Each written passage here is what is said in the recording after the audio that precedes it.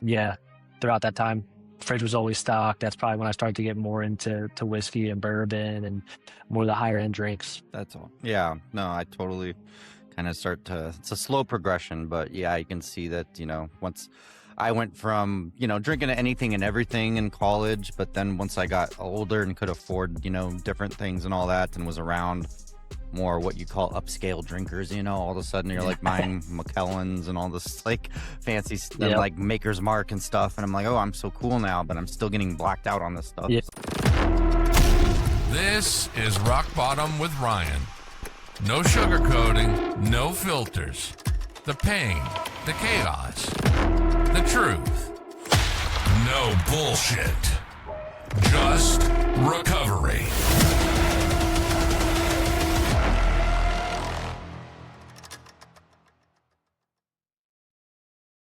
Hey everyone, just want to welcome you to another episode of Rock Bottom with Ryan. Just so you know that this episode once again is brought to you by Sober Strong Apparel. Sober Strong Apparel isn't just lifestyle wear, it's battle gear. Heavyweight tees, hoodies, gear for the ones who draw a hard line. Clean, sober, no compromise. We rep sobriety like a badge of honor, and every piece you throw on says you're a part of the crew that doesn't back down. So please check out SoberStrongApparel.com. Use code ROCKBOTTOM, all one word, for 15% off. And 10% of every purchase goes to treatment facilities. I love what this brand stands for. I love the quality of the clothing. It looks good. I mean, it's amazing. Check out the website, guys. Don't hesitate. Check it out. This brand is awesome.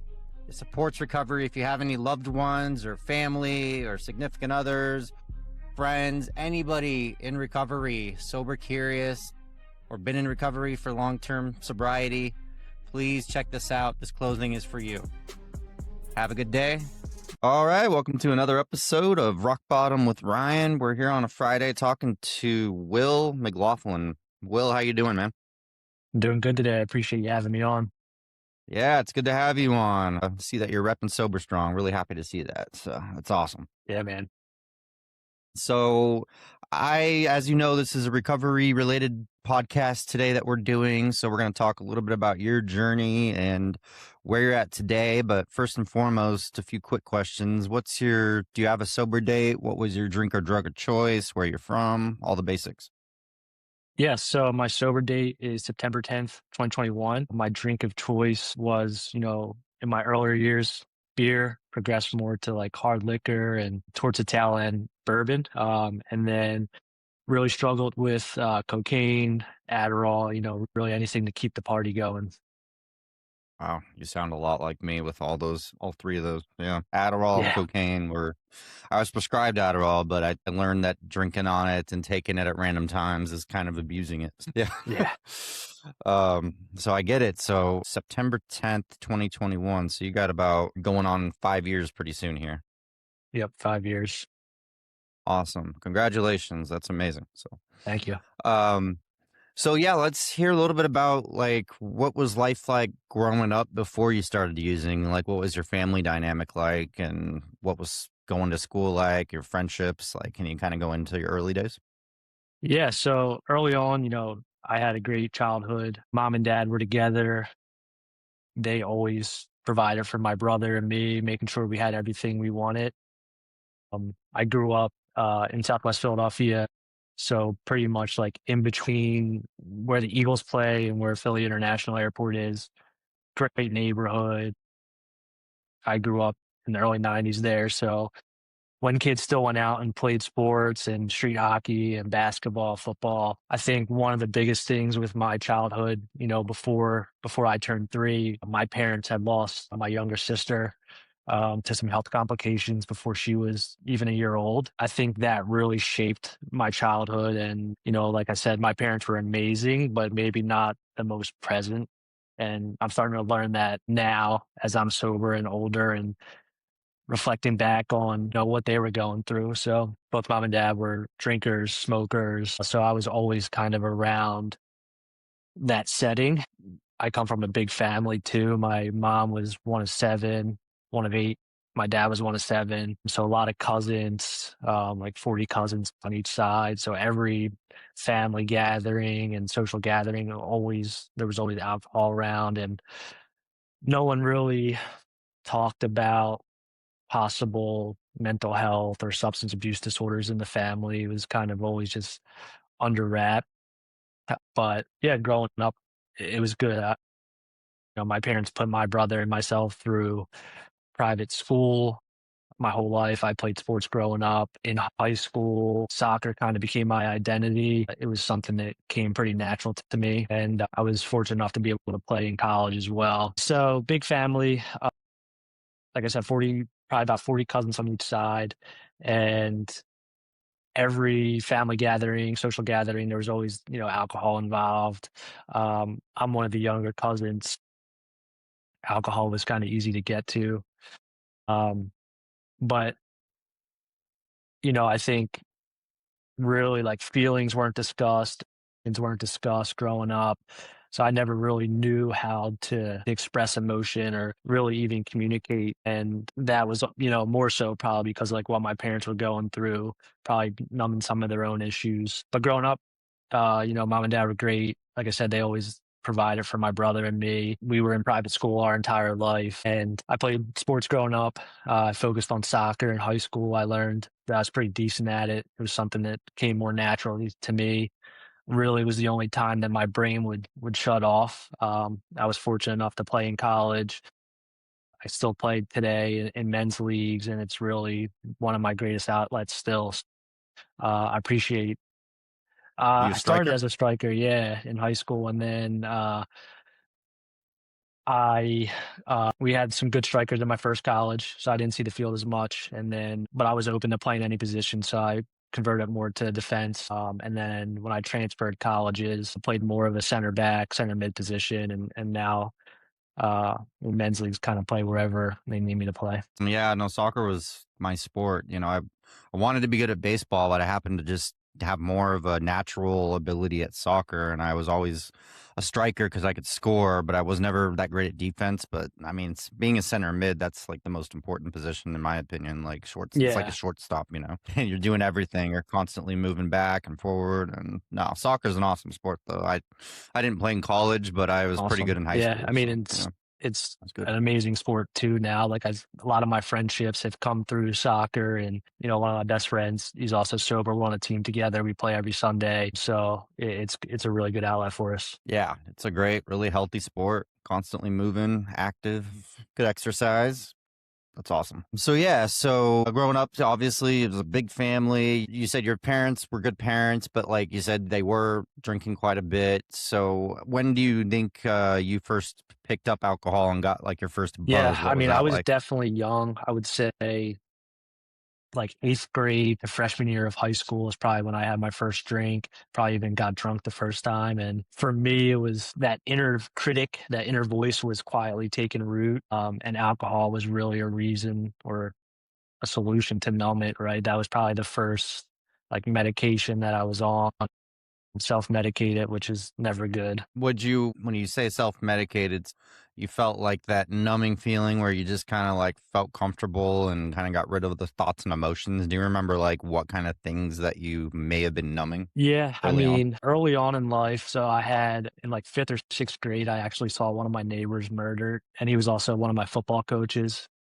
So, like, seeing trauma that early in life, and like I said, already not knowing how to regulate emotion or communicate, I think that compounded things. And yeah, just when alcohol came to the picture, it was like, it was that initial relief, like, this is what I need. That's some pretty intense trauma to witness. Obviously, keeping him anonymous and stuff. What can you explain? Kind of what happened Yeah, it was exactly? actually, yeah. Like what you So it was, witnessed? I think like the blizzard of 95 or 96 in Philadelphia. We got a ton of snow, and it was actually two neighbors that were just fighting. So two of the neighbors were just arguing over parking spaces, digging each other out in the driveway, and the argument just escalated. Both neighbors did have like they were both carrying firearms, but the one who was murdered ultimately never pulled his out. It was still in his holster. So yeah, it was just a neighbor that kind of snapped and fired a shot, ended up killing.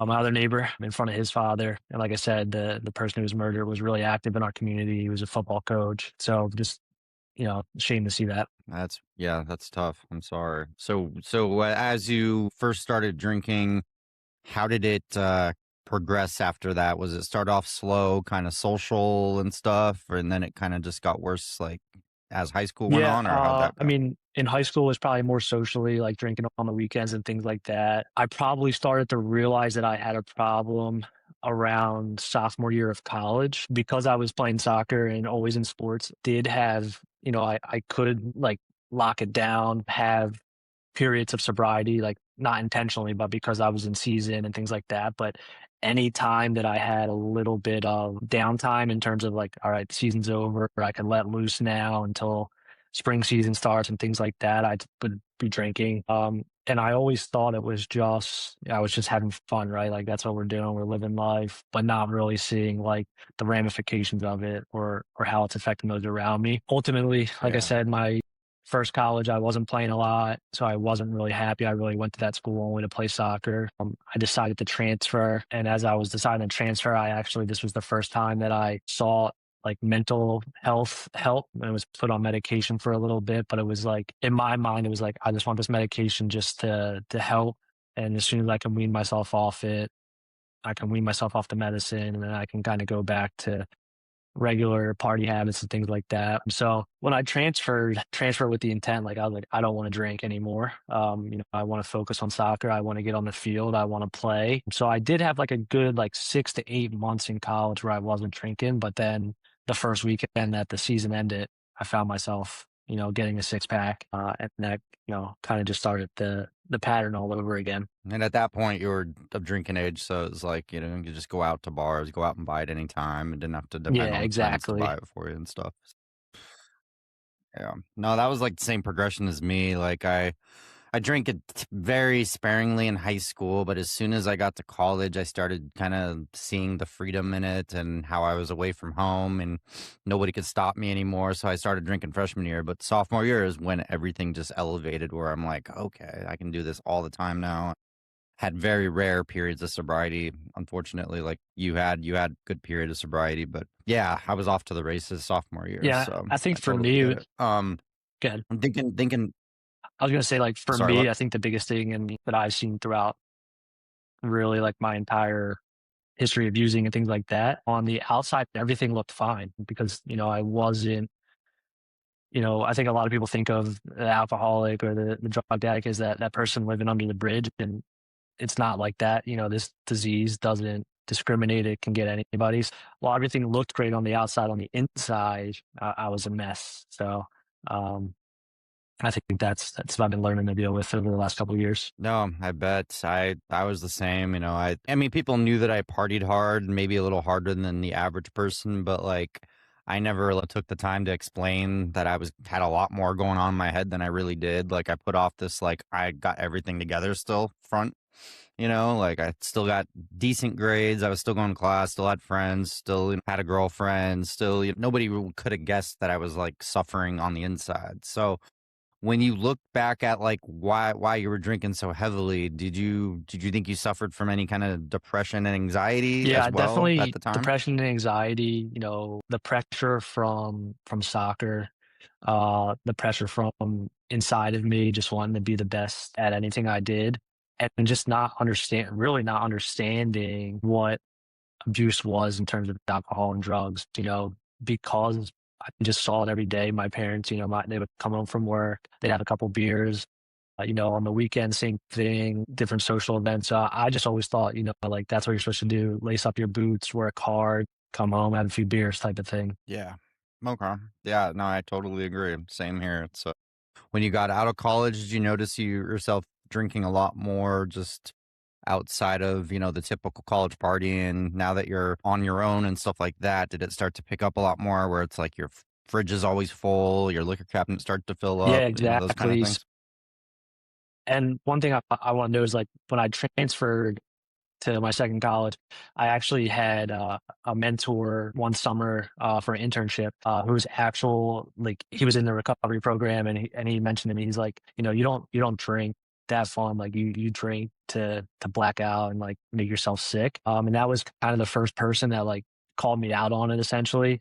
And I do wish I would have listened to him a little bit better, but someone that I've always stayed in contact with, and he's no longer with us, but he would be really proud of me for making the decision to be sober. Good. That's good. Did you, because not a lot of people called me out for a long time as well. Like people would say, oh, yeah, you got blacked out last night and stuff. But like everybody that was in my life pretty much were drinking with me. So it's like not like they could call me out. But it's good that you had somebody who, even, almost 5 years into recovery, you're thinking about, where they kind of left some kind of impression on you a long time ago. So that's Yeah. really cool. And So I'm sure that to stuck get with back to you. your question, yeah. So in my career years, like first job out of college, I was in sales for a banking organization. So very much the work hard, play hard. I felt like there was always a happy hour or something that we would go to. So it's very easy to like mask that lifestyle. And then when I left that organization, I started traveling every week. And I was going to like different towns throughout the country. And I was low man on the totem pole, so I wasn't getting the good trips. I wasn't getting the Vegas or the Miamis. I was getting Pratt, Kansas, and Brownsville, Texas. So I'm fortunate. I mean, I got to see a lot of the country I probably would have never seen, but at the same time, I had like freedom to fly in whenever I wanted to, and I got to explore town. So it was just another reason to like find a new brewery to try and things of that nature. So yeah, throughout that time, fridge was always stocked. That's probably when I started to get more into whiskey and bourbon and more of the higher end drinks. That's all. Yeah. No, I totally kind of it's a slow progression, but yeah, you can see that, once I went from, drinking anything and everything in college, but then once I got older and could afford, different things and all that and was around more what you call upscale drinkers, all of a sudden you're like buying McKellens and all this like fancy and Yep. like Maker's Mark and stuff. And I'm like, oh, I'm so cool now, but I'm still getting blacked out on this stuff. So Yeah. it's And I would say one of probably those. around 2025 or when I was 25 to the early 30s. I'm 37 now, so like 25 to 32.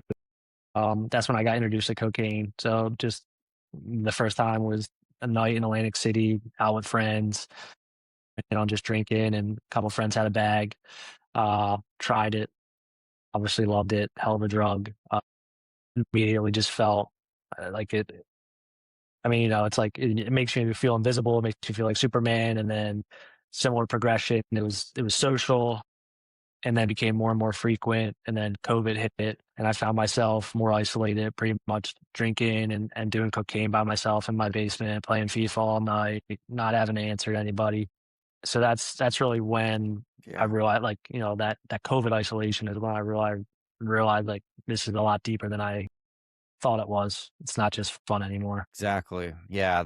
So you were doing cocaine you said you were introduced to Early it in 20, your like early 30s? 25, so like 25 to 32. Early 20. Yeah. Oh, 25. Okay. It got to the point where you were like starting to buy bags, you like started off just kind of dabbling with friends, having a bump here and there. And then it progressed to like buying your own bag and, kind of doing it on your own. Yeah. That's Like exactly I what had happened to to, me too. So through those times, like one of my friend, like, my deal with my friend. So it's like, can always just catch up with him for a drink any day. And then you have a couple drinks and then be like, hey, give me a gram exactly. too. I totally understand that. And, like it starts off as one of those things where it's like, yeah, I like to go out on a Friday night and then I'll add a couple bumps to the mix and it's a good night. But then it progresses to where it's like, I can't even go out Yeah. without it anymore. Like it has to be a part of my night out. So I totally get that. How much do you think you were, say, once you kind of got to your worst and you're sitting at home in COVID, can you describe like a 24-hour period at your Yeah. worst?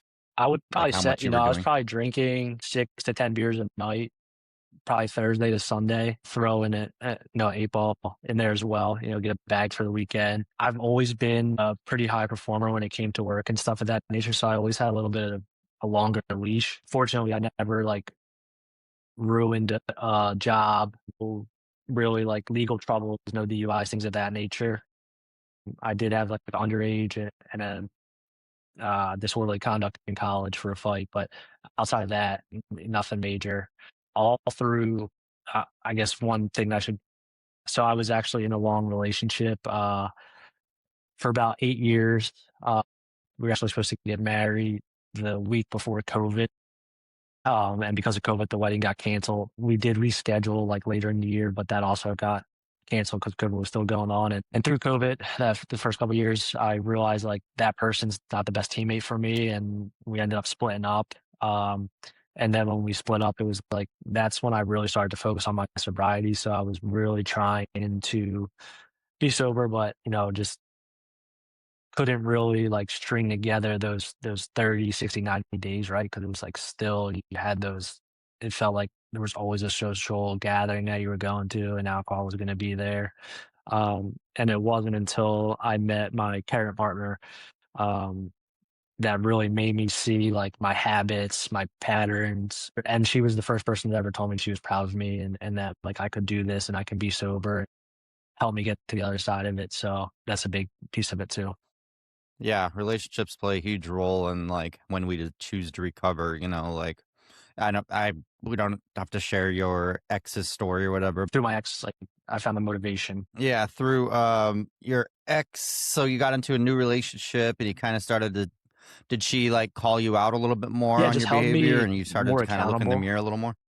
Fitness was always big to me. So she was someone that we would work out together every morning at 6 a.m. So just there was like these small, consistent changes that she helped me make and realize like helped me realize that, you know, on the other side, in sobriety, life's like you can live a life beyond your wildest imagination. And she was really like she was probably the second person that called me out. Like this isn't just fun, this is a problem and could be deeper. And so she was like an advocate for me in terms of like, why don't you talk to somebody, get things figured out? Because for me, it really wasn't like the drinking and drugging wasn't hard to put down. It was still that emotional, mental battle that I was facing. Like I would have peaks and valleys because of the drinking and drug use. Like I would just shut down for, it started as like a day at a time, then became 2 days at a time. And then probably at the worst, it would get to like a week at a time where I was like, just like a zombie to the world. I just did what I had to do and that was it. And she was like, we can't live like this type of thing. So, and even my ex, like I can't say a bad thing about her. Great person, great family. Like I said, at the end of the day, I just realized like not the best teammate, just someone that didn't push me to be the best version of myself. So it was a tough decision, but like Yeah, decision no, I that felt like I makes a had to huge make at that time. And now I'm still with my partner, and we have a daughter, and we have a second kid on the way pretty much any day now. So very much my teammate for life, and I wouldn't be here without her. congratulations. That's awesome. That's awesome. I'm really happy to hear that. Sometimes it's like a healthy, significant other healthy relationship makes all the difference. Even if the person that you're with before is still a good person and still probably one of the best for you, sometimes you got to find that perfect teammate, that person you can Yeah, coexist with and and live with and grow one with. big things too is like That's in awesome. January of 2022, I ended up moving to Lexington, Kentucky, got myself like out of my current environment and was able to start fresh. And my partner moved with me there. Um, and it was, I mean, looking back, it's kind of silly, right? Like people would go, "You're trying to get sober, but you're moving to the bourbon capital of the world. Like, is that the smartest decision?" But yeah, I came home from work one day and I was like, I just didn't want to live in Philly anymore. And I kept researching different places, and Lexington kept popping up as like a good place to live and growing and safe. So moved there. I spent 4 years in Lexington, and it was great. Like I said, we had our first daughter there. Now we're back in Delaware, back closer to family. So, but I wouldn't trade that time for anything. It was a great group of guys out there. Still was able to play soccer and things like that. So that community helped me more than they ever probably know. Yeah, spent, 4 years in a place and it was a good transitional period. And when people say like, oh, it's a bad idea to like move to Vegas or move to the bourbon capital, it's like, if you're committed to being sober, whatever's going on Yeah, around you really shouldn't matter that much, honestly. So it's cool that you made had that transitional period and now you guys had a kid and another one on the way. So it sounds like life's good. So like looking back, so like it doesn't sound like you went to treatment or had to do anything like that. So like was getting sober like an overnight thing or was it kind of yeah. gradual, it sounds Actually, like you just started the cutting down day, and then just like I stopped? said, September 10th, 2021 was my sober date. I quit cold turkey. The day before, I was at a golf outing with family and just got absolutely annihilated. And really was like, I don't want to do this anymore. And from there, just stopped. And I think for me, luckily we live in a digital age, so there was like podcasts and resources out there that I could listen to just to like understand what I was going through. And then at the same time, I really decided to focus on my mental health as well. I had a really good therapist in Pennsylvania before I moved to Kentucky that helped me work through, a lot of my issues and understanding why I am the way I am. And then when I moved to Kentucky, it was a little bit harder to come by mental health help, which was frustrating. But eventually, I did find a really good therapist there. But I was still having like those up and down, couldn't really regulate my emotion and my nervous system, and I was always like hesitant to go on medication because of like I'm an addict. I have a substance abuse disorder. Like why would I use medicine, right? Even though I just spent the last 10, 15 years self-medicating. So it took him some convincing, but eventually got on Lexapro, which has really helped. And I don't have those ebbs and flows anymore, and it's just more stable. So I guess I'm an advocate for that, and continuing therapy and things like that. That's good. That's good.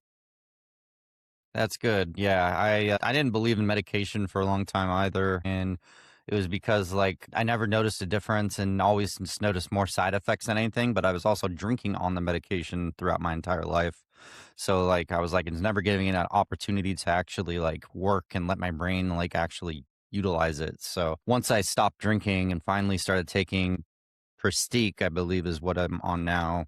And I was finally allowed it to like develop and work. And I'm like, wow, okay, this is actually good because I'm doing it sober and Yeah, it's I actually felt the having same a way. chance Like to when I work first in my started, brain, I you know? hated it. So Like the side it's pretty effects cool how that sucked, and I works. was like, this is making me feel worse and better. So, but yeah, I stuck in there and gave it some time, and luckily got me on the right path. Good. So yeah, I think it's great that you also, beyond just quitting drinking, you actually worked on yourself too, like going to therapy. Do you remember? You don't have to get too personal if you're not comfortable, but like remember some of the really insignificant things you had to address early on in therapy that Yeah, I stand out mean, the now that hardest you're like, I'm part, glad like I worked through that? especially becoming sober and not feeling emotion for so long, I just felt like I just always felt like a ticking time bomb. Like any emotion that I had just got stuffed in and stuffed in. So really had to unpack everything from the time I was a child up until till present day. So, but it's like one of those things. Like I always was able to work on myself in soccer and even after soccer, like going to the gym. And it's like I'm doing all the right physical things, but not the right mental things. So for me, it was like learning how to communicate with impact and understand what emotion I'm feeling and dealing with those hard emotions. And yeah, just being able to understand more of like what I'm feeling, how to navigate it, and how to communicate that to the people around me so I can set everybody up for success. Like when you were drinking, did you feel like your moods were a lot more Yeah, unpredictable and I mean, highs like it and was lows and more so stuff? like I was always kind of like the fun party guy, but then once the drinking stopped, it was like just miserable. Like I said, just getting through the day, like doing what I had to do, until I got the next drink or the next bump. Yeah, no, I understand that. So like when how early on in sobriety or like what time frame did you start to notice like serious improvements where you're like, okay, I'm never going back to drinking, or were you pretty I was committed since committed, day but one of I sobriety still to didn't not believe drink I had a anymore? problem. Like I was like, can I be that person that could have one or two drinks? But it was like it was too fragile to even attempt it. And even Yeah. like I didn't even touch like an NA beer until like a couple of days ago. It's not for me, but I was at a show, a band, the damn band, and it was like a two drink minimum. It was fun. Oh yeah. Damn, Like they man. had a two drink minimum and didn't have like You're tea or hilarious. soda really on the menu. So I had to get an NA beer, and like even having that, I was like, this is too close to a real beer. So I don't think I'll be picking one of those up again. But I'm jealous you got to see them. They make yeah, that cameo in Old School and Wedding Crashers, and I was they did always Candy like, I Shop thought as one I'd of their see them encore live songs. So someday. it was a lot of fun. Yeah. Yeah. Take it to the candy shop. Yeah, that's hilarious. No, they're great. So that's awesome. So did you ever catch yourself feeling the need to like go Yeah. to No, meetings or I anything never like went to that, or meetings. did you kind of Like stay away from I that? always thought about it, but I like similarly like because I wasn't like, I didn't ruin my life, I felt like not like a fraud, but like, would I be received there? And of course I would be. But for me, it was just like I said, listening to podcasts. There's actually a podcast that I listened to. It was a guy from Philly. So it was like him having guests on like that kind of had the same upbringing as me, like really made me understand like you're not alone in this fight. Like there's always someone that's like going through it. So that helped. And then even when I did get my therapist in Kentucky, like I still felt like I was like thinking more and more like about outpatient or inpatient therapy, like to really address like what was going on. But they kind of were like, you're so far along in your sobriety journey, and it's like it probably would do more harm than good if you did it at this point. So, um, yeah, a lot of what I've done has just been like self learned and listening to different podcasts and putting myself in good communities. When we had my first kid, I started running more and more because it was like the quickest workout that I could get in while trying to still be a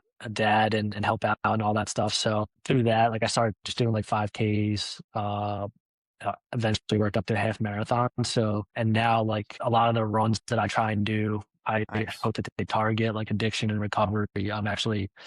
I'm running one tomorrow, so I got some Sober Strong stickers and stuff to give out. But yeah, just like staying around the community that way and staying involved is kind of how I keep things in check. That's awesome. I love running too. Like I go 5 miles a day, 5 days a week, and it's like my drug now. You get that runner's high, you feel good. You got to burn calories. I mean, and it's an easy workout. You just step outside your Yeah, door and go running if you want to, or go to the gym. But it's such a good, easy workout. And yeah, you don't have to. I mean, I like lifting weights too, but running is by far the most yeah, convenient and I think the most effective, honestly. So I was into running like even when I was drinking. I would reward myself for running with a drink yeah. afterwards, but nowadays it's like, And no, the cool thing running's the about running reward, and like really That's the any reward. workout is like drugs make you feel great in the moment and horrible afterwards. And with running and workout, you feel horrible in the moment, but you feel great afterwards. So it was like just flipping that narrative really helped for me.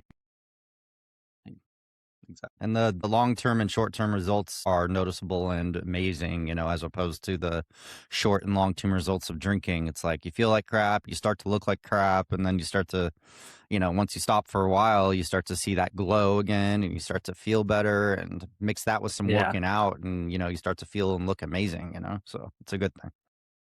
That's great. So all that stuff, like, did you notice just your relationship with your significant other and as a dad, did you notice all those things start to improve as Yeah. well as The far big as thing is like I was so the worried longer you got about sober? capacity. Um, so like I work full time, obviously. My partner, she's a stay-at-home mom. So like having that pressure of being the sole provider, but still making sure that I can show up present for my daughter, even on the hard days. And like if I was still drinking and drugging, like I wouldn't be able to do that. So I appreciate that. Good.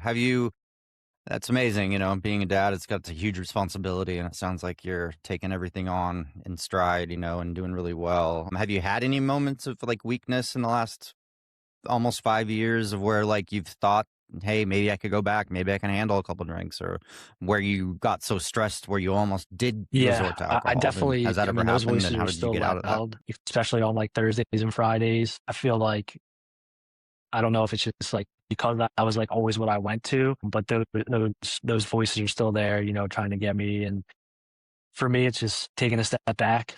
What's more important, my sobriety and my family, or a couple of beers?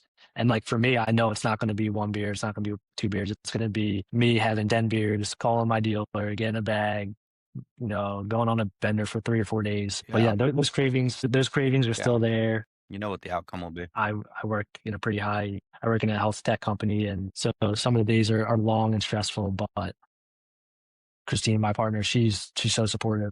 If I don't get a workout in first thing in the morning and she knows I had a tough day, she's like, go ride the Peloton, go to the gym, lift some weights. So she's got my back. She knows how to coach me up and push me through. That's awesome. It's good. You got the right support around you and you're choosing all these healthy avenues now as opposed to drinking and, exercise and running 5Ks and marathons and stuff. So that's awesome. And what else are you doing in your recovery to stay healthy, stay mentally, strong and everything, like besides exercise and all Yeah. that? And you do soccer as I well mean, really, still it's a little bit. just, And what else do you do? becoming like more and more educated. I think for me, one of the bigger things like through all this is like I found a passion for recovery and addiction. I want to help as many people as I can. And I want to let people know that they're not alone. And like I said earlier on in the podcast, like this disease doesn't discriminate. It doesn't matter if you're the CEO of a Fortune 500 company or a fry cook at McDonald's. Like it affects a ton of people. So yeah, just trying to help out however I can. And I'm hopeful in my next job or my next opportunity that I'll have something more mission driven and something more purposeful that I can step into. That's good. That's good. And then I heard you mention earlier, you mentioned that you weren't the stereotypical alcoholic. You didn't get homeless. You didn't lose everything. You still had a job. You still maintained, being a husband and parent and all that. But, we always say, even in the meetings or outside the meetings, we talk about yet, meaning you're eligible too. Like, I haven't lost everything yet, but you never know. If you would have continued on that path for another 5-10 years, you could have lost everything. You could have seen the rock bottoms, the dark times and all that. So Yeah, you I stopped think, yourself I before you mean, got there. So seeing that's the the trend best part that I about was it. on and the progression, like there's no doubt in my mind that I probably either would have ended up with a DUI or, worse off, probably would have overdosed, especially with like the way fentanyl is these days and being so close, like being in Philly and being so close to Kensington, which is an awful scene. It probably would have got me at some point. Yeah. Yeah, and no, and not all of us are lucky enough to be able to stop before that happens and before the tragedy happens. And some people lose their lives before they even have a chance to think about quitting. So it's great that you did when you did. And another thing I want to bring up is I noticed you're wearing Sober Strong apparel. Can you tell me a little bit about how you got into being an ambassador for them? What your conversation was like with Yeah. Chris and all So that, and what do you I like I about the followed brand? Silverstone for a while, probably about a year before I decided to purchase gear. I heard Chris on the Hopeaholics podcast, followed along and like, yeah, yeah, I'm excited to listen to that Nice. I episode. was just on there. Um, like I was like similar to my entire journey. Is like, am I am I the right person to be able to to wear that? Like, is my story deep enough? But I was like, you know what? I'm gonna order a sweatshirt. This was the first sweatshirt I ordered, the Tranquility one. I got it, put it on. It was super comfortable. So I just had to reach out to Chris. I was like, hey, I gotta tell you, like this gear is awesome. It's probably one of the most comfortable sweatshirts I've had, and I appreciate what you're doing, type of thing. We kept kind of messaging back and forth. I started reposting a lot of their stuff, and uh, with this race coming up that I have tomorrow, I reached out to him and I was like, "Hey, I know you don't offer this right now, but is there any way I can get a jogger top made, or like a quarter zip for running?" He was like, "Absolutely, let me see what I can do."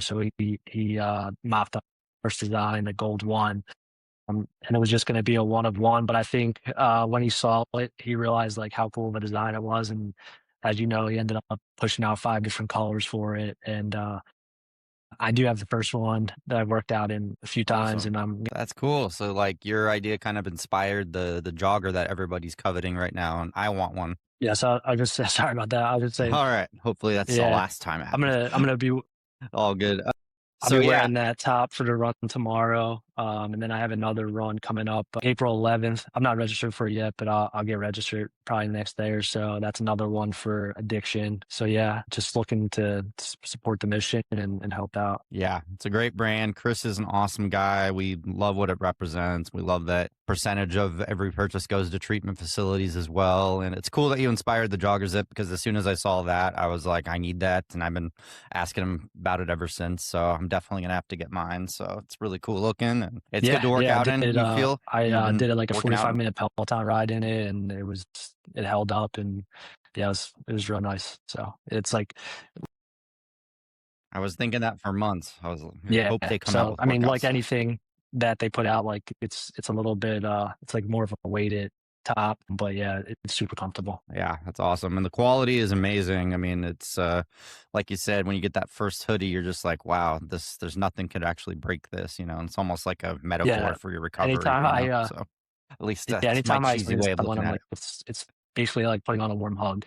Like that's how the weight of the sweatshirts feel. Yeah, yeah, it's quality. It's definitely quality. So that's awesome that you're an ambassador for them, and looks like your code is Willpower, and that's really cool. So if you use that code, you can get a discount, or you can use Rock Bottom, get a discount. Either way, if any of the listeners out there want to support an amazing brand devoted to recovery, it's Sober Strong Apparel. So final few questions. Based on your experience, what advice would you give to anybody out there listening that's still struggling, or that's new to sobriety, or that's maybe sober curious? Yeah, I What mean, the advice would you biggest give? thing is, like I said all along, you're not alone in this fight. There's so many people out there that want to help you and are willing to help you, but you have to be the person, and you have to be your biggest fan as well, and be the one to initiate that. No one can do it for you, but once you do decide to make that decision, on the other side of this all is the life beyond your wildest dreams. You're not alone in this fight. There's so many people that are willing to help you and would love to help you if you're struggling. You got to reach out. And on the other side of this fight, if you make the decision to get sober and your mental health right, like you're gonna live a life beyond your wildest dreams. It's amazing. And have you learned a lot about yourself in your recovery? Yeah, I mean, Anything new you've like discovered about yourself? I think the biggest thing is like you're capable of so much more than you can ever imagine. For me, just having that clarity and the ability to be present, it's made life so much easier. It's the best way I can explain it. No, it's perfectly explained, honestly. And are there any motivational quotes you'd like to share? You seem Yeah, I like mean, a one guy quote that might that I have live one on the by top of every his day head. is, starts with desire, finishes with heart. Yeah, just anything you do it. If you're gonna do it, and give it your all. Okay, awesome. Well, I really appreciate you coming on and being vulnerable and sharing your story. I think it's amazing how far you've come in the last 5 years. I think it's an inspiration for a lot of people that have struggled and didn't lose everything, and you have always had a lot going for you and didn't lose it all, but you still had the desire to get sober and stay sober for the sake of your Thank you, I family appreciate and it. your child to come. Congratulations Yeah. for having another one on the way. It's amazing. Yeah, thank you so much for being on the show, man, and really grateful. And if people Yeah, want to reach Will out to you McLaughlin, and on they can reach me Instagram, at can you shout out your McLaughlin name and how to 12. reach you? DMs are always open. If I'm unable to help you, I'll find someone who can. Awesome, thank you. And like you said, we're in a great era of resources everywhere. Everything from podcasts like this or like Hopeaholics and all these other ones. There's so many people out there in the community willing to help. So I really appreciate you being on, Will, and I'm really happy to see you repping Sober Strong, amazing company, and thank you for sharing your story on here today. I really appreciate it. Of course, I appreciate it, and I appreciate you letting me have a voice. Yes, thank you. Rock Bottom with Ryan. No bullshit, just recovery.